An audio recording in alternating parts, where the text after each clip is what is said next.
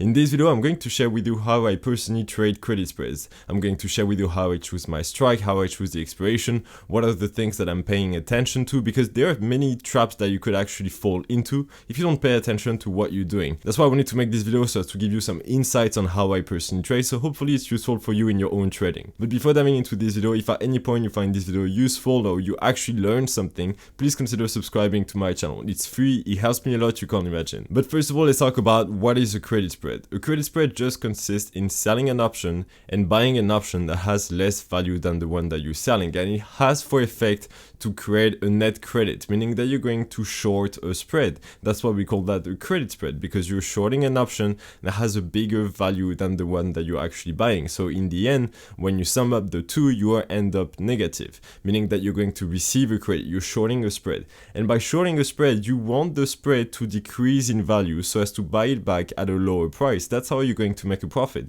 You, for example, are going to sell your spread at $1, and if you buy it back at 50 cents, then you will have made 50 cents of profit. That's how you make money with credit spreads. You're essentially a net seller, and then you're hoping to buy back your spread at a lower price and make the difference in profit. And there are different types of credit spreads. You could sell a put credit spread, meaning that you're going to sell a put and buy a put at a lower strike, and it's going to give you bullish exposure, meaning that if you think that a stock is going to go up, you could absolutely use a put credit spread, selling a put and buying a put at a lower strike, and then it's going to create a trade where you're essentially going to be bullish on that stock. Or you could use a call credit spread, which is the opposite of a put credit spread. When you use a call credit spread, you have a bearish assumption. You think that the underlying, the stock or the index is going to go down, and you use a credit spread by selling a call and buying a call at a higher strike. And by doing this, you're essentially creating a call credit spread. That's how we call it. And as I said before, you're receiving a credit and you want the call credit spread to decrease in value, so hopefully you can buy it back at a lower price. And then when you combine the two, when you combine a call credit spread and a put credit spread,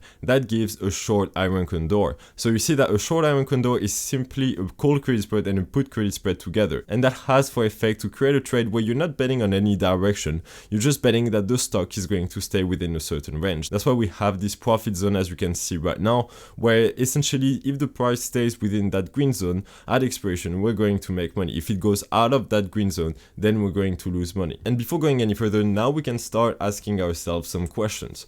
If I want to be bullish, why would I want to sell a put credit spread? Why not just buying a call on the underlying? Why bothering in selling a put and buying a put at a lower strike so as to create a put credit spread? Why not just buying a call? Because in the end, those two trades are going to give me a bullish exposure. So what is the difference between the two? And that's where understanding credit spreads is very, very important, because when you sell a credit spread versus buying a call, there are major differences between those two trades. Even though in the end, if the stock goes up, you're going to make money. And there are big differences between buying a call and selling a put credit spread, because what makes an option price is not only the stock's movement. Of course, the stock's movement, where the stock is going to go, is going to influence the option price, is going to make you go in profit or in loss depending on which trade you're using, but that's not the only factor that influences an option price. There's also the time decay, and there's also the volatility for that option, meaning that when you put the stock's movement, the implied volatility and the time decay within the same thing and you actually shake them up, it's going to give you the option price that you're seeing on your screen on your broker. And the fact that an option price is not only relying on the stock's movement, meaning that it's also relying on the time value, on the volatility, it actually has huge consequences when you're trading options. So as I said, there are basically three factors that are going to make the option price. As I said, there's the stock's movement, and for this, no need to be a genius to understand how it works. If, for example, you sell a put credit spread, so you have a bullish exposure and the stock is going to go up, then it's going to influence positively your P&L. Now let's go on to the second factor, the time decay. Every day that passes, options lose a tiny bit of value, meaning that you have a small amount of value that options are going to lose on a daily basis, and that's just how it is. And the closer we get to expiration, the bigger the amount. For example, if you look at the time decay curve for an at the money option, you see that it's going to be like an exponential curve. For example, let's imagine that you see for an option that is 3 months to expiration, it has a theta, which is the Greek letter for the time decay. It has a theta of, for example, I don't know, $5 a day. Well, you're going to see that as we get closer and closer to expiration, that theta, that time decay, is going to get bigger and bigger. So at first it's going to be like $5 and then $6 and then $7 up to the moment where you arrive at expiration, where you're going to see quite a big time decay. It's going to be a lot bigger than what it was 3 months ago. And that thing only, the time decay only, is going to impact a lot how you're trading. Because if you decide to buy a call so as to, for example, express your bullish view on a stock, well, as you buy an option, you want the option price to increase so you can sell it back at a higher price and make the difference in profit. Nothing new at that point. Well, with the time decay that comes into the equation, and it's always there for every single option, then what's going to happen to your option? Well, every day that passes, the option is going to lose a tiny bit of value day after day, and the closer you're going to get to expiration, the bigger that amount is going to become. So what's going to happen to your option and to your P&L? Well, as you buy a call, as you bought a call in that example, well, because of the time decay, it's going to make you lose money on a daily basis, because as you want the option price to increase and then sell it back to a higher price later on so as to make a profit, if you have the time decay that is taking a bit of value each and every single day out of the option, then it's going to make you lose money. And the closer you get to expiration, the bigger the time decay is going to become, and so the more money you will lose on a daily basis if you hold on to that call. And that's where we come to credit spreads, because yes, there is a link. It's not only talking for talking, there is actually a link with credit spreads. When you sell a call credit spread or put credit spread, as I said, you're selling an option that has more value than the one that you're actually buying. And what does it do is that overall you become a net seller because you're shorting more than what you're buying. So you're shorting the spread overall, and you want the spread to decrease in price so as to buy it back at a lower price. And the time decay is exactly doing this. That's why when you're going to create a credit spread, for example, in your broker, if I use Testworks, for example, you're going to see that the theta is actually positive. And that's because that's going to represent the amount of money that you're going to earn on a daily basis. In our example where I was talking about the 3-month option that has, for example, a time decay of $5 a day. Well, if we sell, for example, a put credit spreads instead of buying a call, then the $5 that we were losing on buying a call, now we're going to start earning money like this. We're going to start earning money each and every single day because now we are a net seller.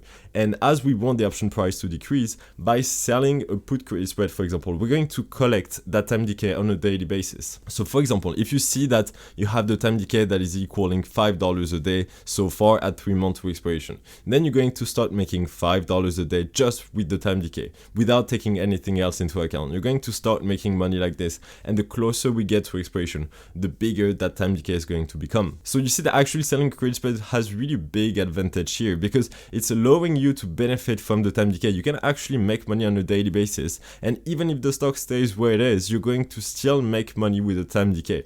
And that's something that when you buy an option you don't have. You don't want the stock to actually stagnate. You want it to move as quickly as possible so it can bring you into profit when you're buying a call, for example. Because as when you buy an option, you have the time decay working against you, you really want to have that move quite quickly. Compared to when you sell credit spreads, well, you don't really care if the stock doesn't move because you're still earning money on a daily basis. So that's for the second factor that I was talking about. And let me remind you that there are 3 factors that make an option price. There's the stock movement, there's the time decay, and there is the volatility. And as I said, the stock movement, it is what it is. We understand what it can do to an option depending if it goes where you wanted it to go. Then there is the time decay, and for credit spreads, the time decay is actually positive for them because it brings an amount of money each and every single day, and the closer we get to expiration, the bigger that amount is going to become. And now comes the third factor, the volatility. The implied volatility is simply what we expect from a stock before a certain date. For example, if you go within your broker, you go for a certain stock and you look at the option chain, you're going to see usually next to that date, you're going to see the implied volatility in a percentage, and between brackets, you're going to see the move. So this is really the move that we're going to expect on that stock before the expiration. Usually you're going to see that sign plus and minus at the same time. It means that we're going to expect, for example, a movement at $2 either up or down. That's why we have this sign plus minus. And you need to think about the implied volatility just like a measurement of what we expect from the stock. The higher the implied volatility, the bigger the movement we're going to expect, and the lower the implied volatility, the smaller the movement we expect from the stock. And how does that move? Well, the more people are going to be willing to buy a certain option or options for a certain stock, the more the implied volatility is going to increase because it's just simple law of supply and demand.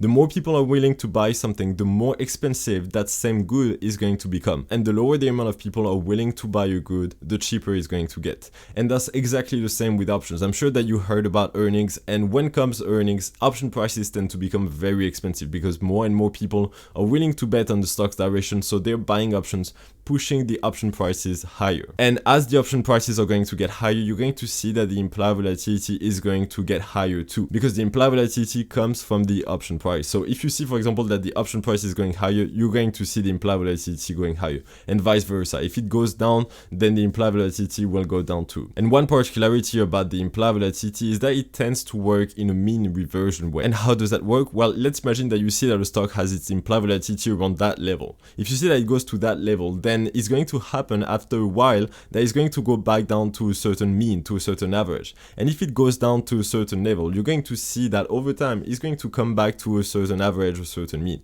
So that's why it's very important to understand this. And when you see the implied volatility rise a lot for a certain stock, usually you can expect it to come back to a certain average, and same thing if it goes down, you can expect it to go back up to the mean. So now that you actually know all of this about the implied volatility, what does it mean for the credit spreads? Because that's the main focus. Well, when you sell a credit spread, you want the spread price to decrease so as to buy it back at a lower price. That's now we understand it, and that's something that is being held by the time decay, for example. So what's the matter with the implied volatility? As we said, that there is very often this mean reversion where if you see the implied volatility for a stock rising, then you can expect it to go back down at some point, then go back to the mean, and do that over and over and over. Well, if we know this, then we know that when the implied volatility is high, it's a proof that option prices are also expensive. And as we want the option prices to decrease, we might as well try to sell credit spreads when the implied volatility is high for a stock. So at least we take advantage of expensive options.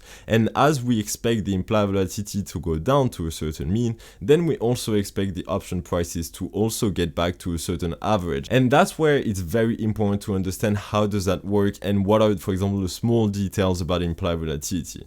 And for that, I personally use the IV percentile. And the IV percentile is basically like the key to a lot of problems that a lot of people have. And let me show you an example about the IV percentile and how useful it's going to be so you can use credit spreads well. Because you see, it's really going to be useful for you. Let's imagine that you have a stock A and a stock B. Now we just measure the implied volatility for the two. Stock A has an IV of 50% and stock B also has an IV of 50%. How do you know which stock actually has the most expensive options compared to what happened in the past? Because, for example, if I tell you that stock A usually has an IV of 80% and now it's at 50%, then it makes stocks A options very cheap compared to what they are usually in the past, because on average they are 80%, meaning that usually they're more expensive compared to what they're worth now.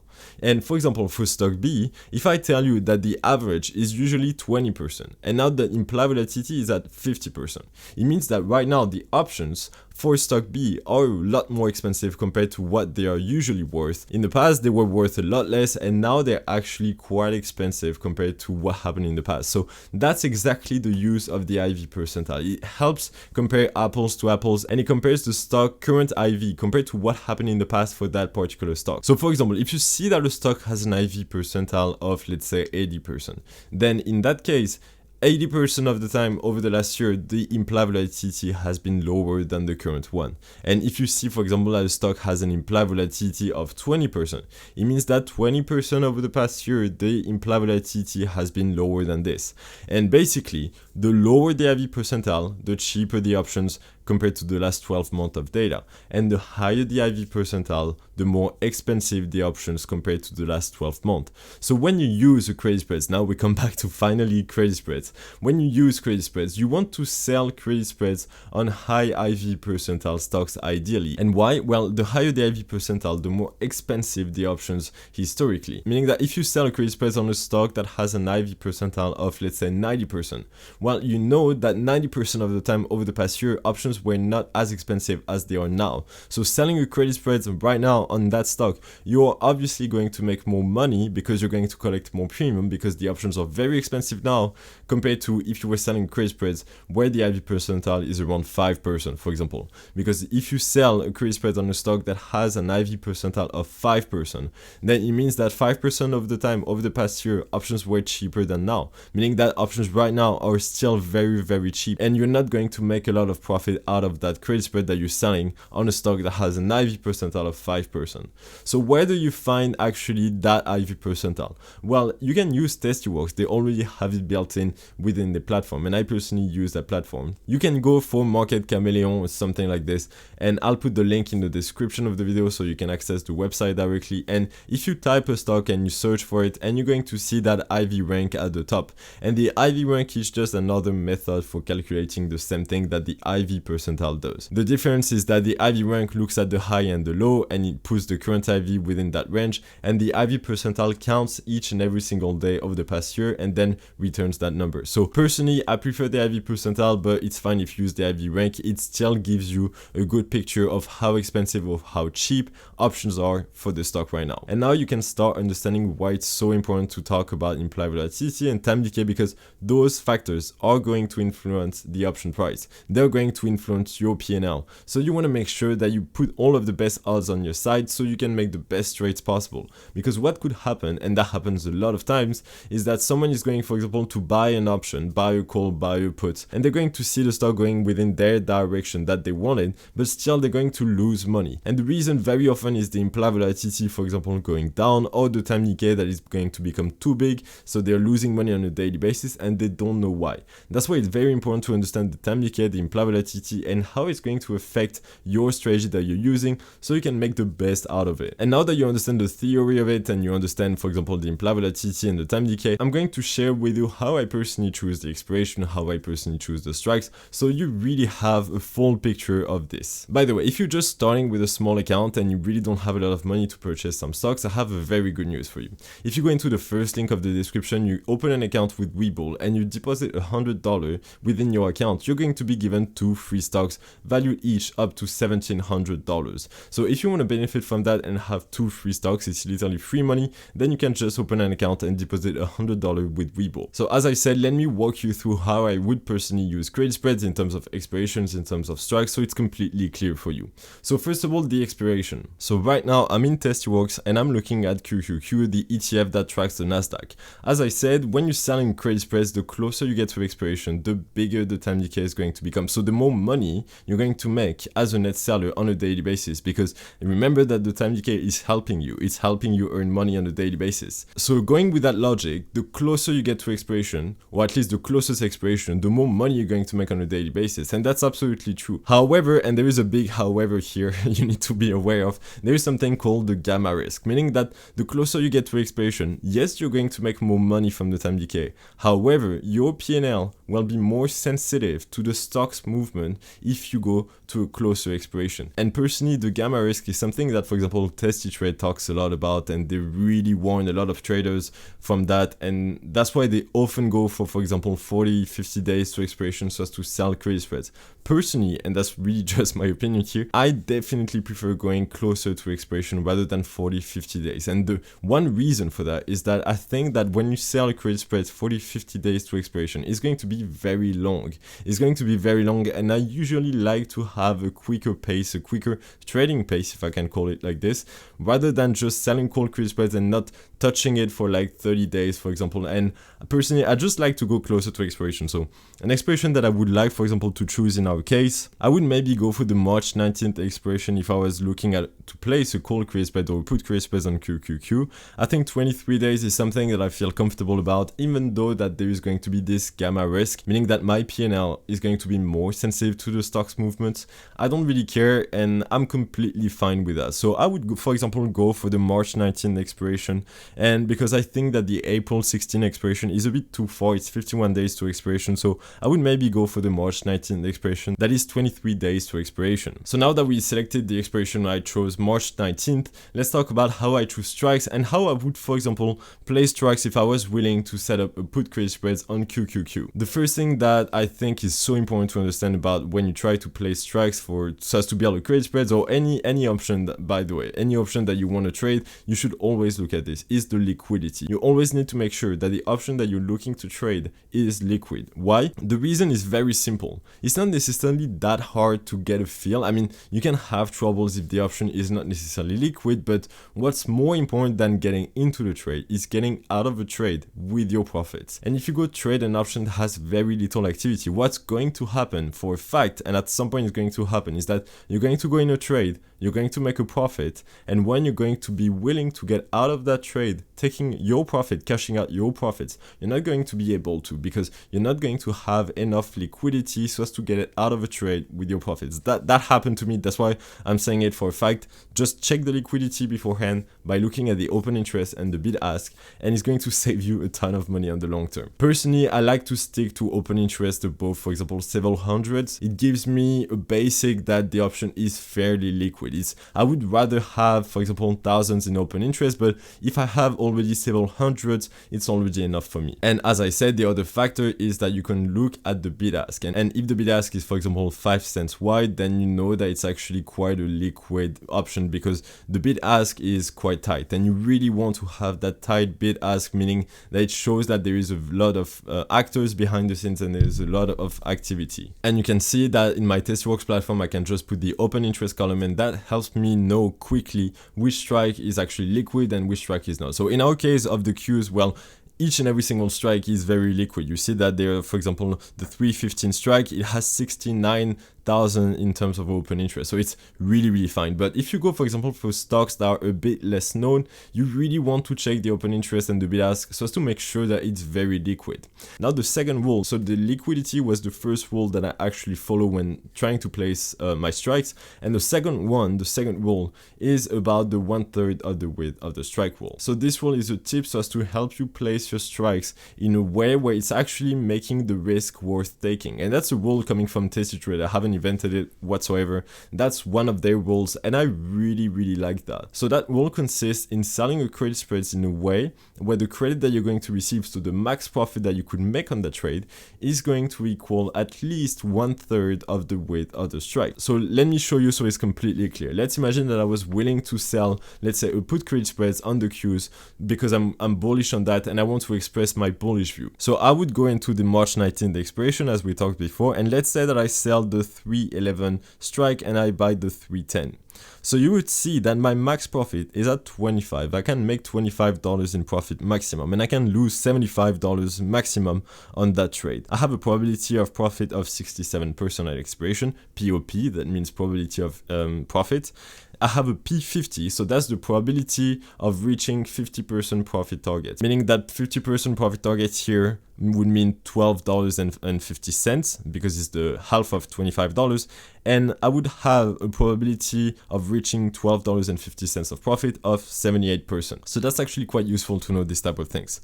What the 1/3 of the width of the strike rule would mean in that case is, as I have a width of the strike, as you can see between the two strikes of $1, 1/3 of that, 1/3 of $1 would mean 33 cents, would mean that I would try to collect at least a credit of 33 cents. So you see here that I'm collecting a credit of 25 cents. So it's not enough. As per that rule, it's not enough. So I would need to move my strikes, and let me move them to a point where I actually receive that. So you see here that now I sell the 317 and I buy the 316, and I'm receiving 33 cents of credit if I'm placing that trade, which is okay, which is good as per the 1/3 of the width of the strike rule. And that rule, honestly, it helped me a lot. I'm not saying that you cannot trade credit spreads if you don't do it, if you don't use that rule, like you do whatever you want. But personally, it helped me in a way that before using that, I was selling credit spreads that were, for example, super far out of the money. So I would have literally trades like this.